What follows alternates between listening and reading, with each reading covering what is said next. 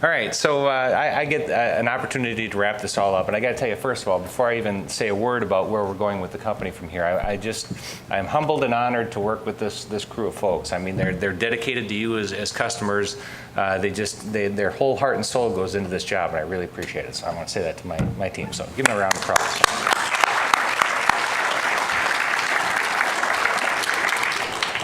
One thing we've been constantly doing is evaluating and reevaluating our role in the industry.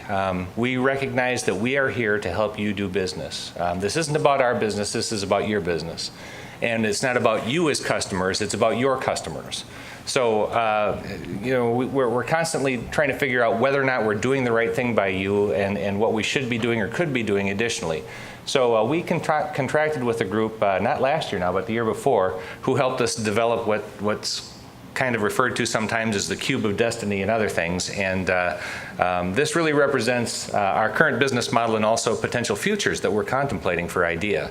So if you take a look at it, and it may be hard to see from the back of the room, there are three axes on here. The axis that goes up and to the right from your point of view is the customers. So it talks about our current vertical, which is electrical, and then also nearby verticals and stretches that we could go to.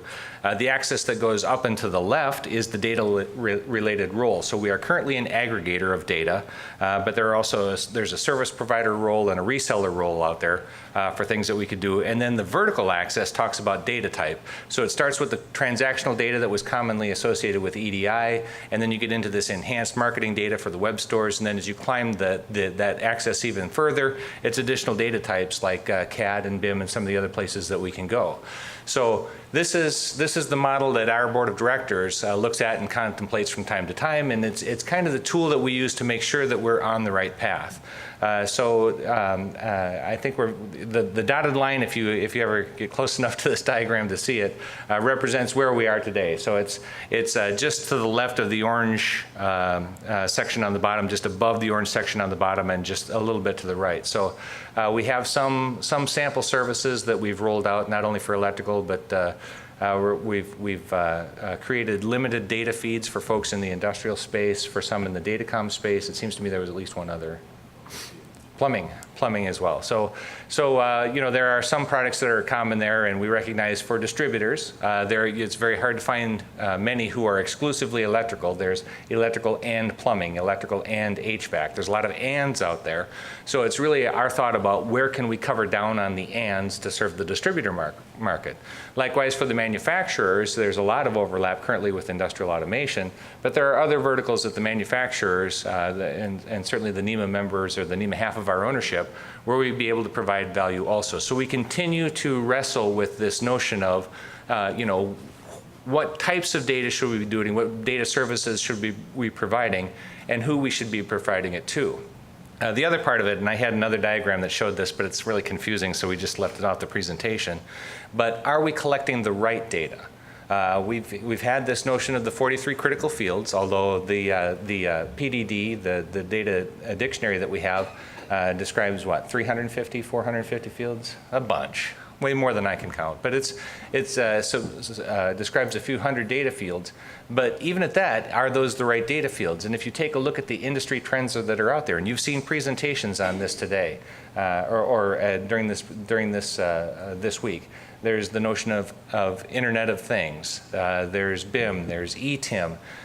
You have connectedness, you have sustainability, you have greenness, you have LEED.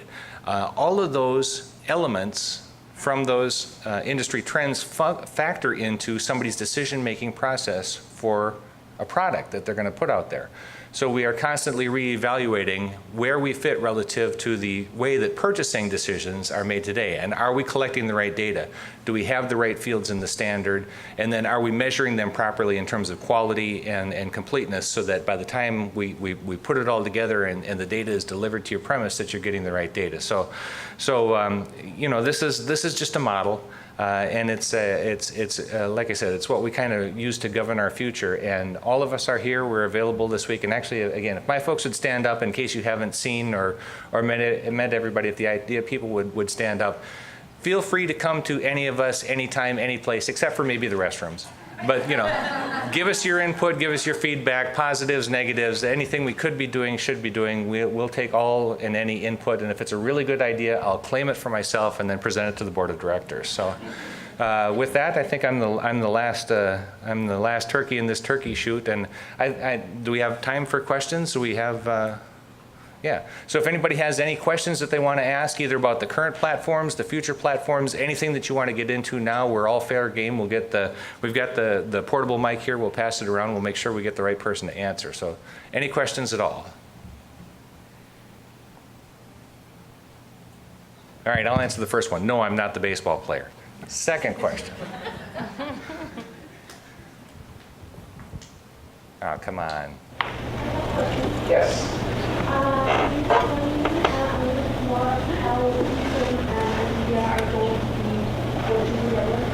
Yeah, the question is, how are ETIM and IDEA going to be working together? So it starts with the fact that Mike Wentz is actually now a member of the ETIM board.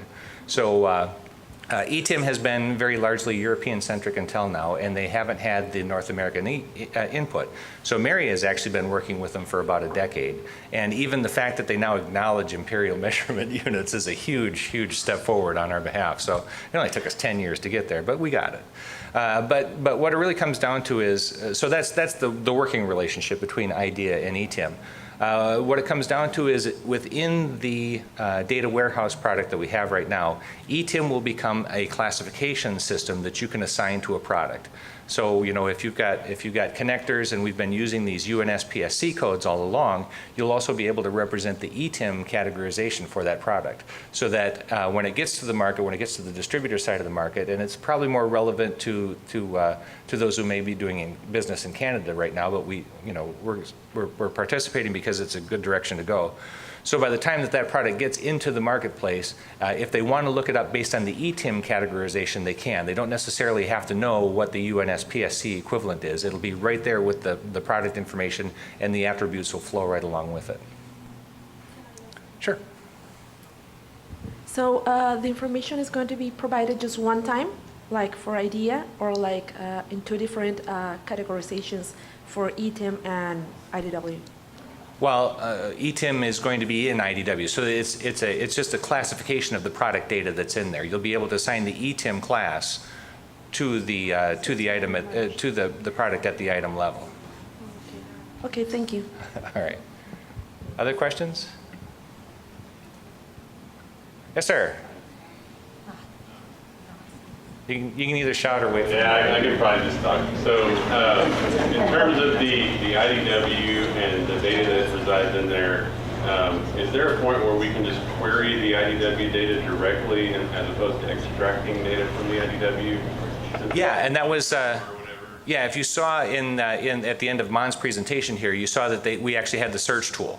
So that'll be something you'll actually be able to search inside of the IDW for the items that you're looking for, provided it's out there. Are you manufacturer side or are you distributor side? Distributor, but I'm also talking about not necessarily querying like item by item. I'm talking about like accessing all the data through an API or through, the ability to directly query from applications the data that's in the IDW. Yeah, and that's another thing that we've had a deep, deep, deep desire to do. We recognize, and it's kind of funny. I'm going to say maybe about a year ago, a little more than a year ago, we thought, all right, well, let's pretend that we were to found this company today. How would we build it? Would we have a centralized data warehouse? What would we do?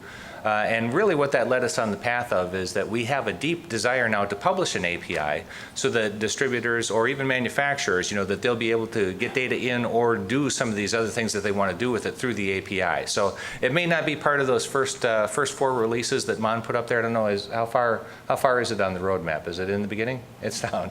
It's out there. Let's call that version 3.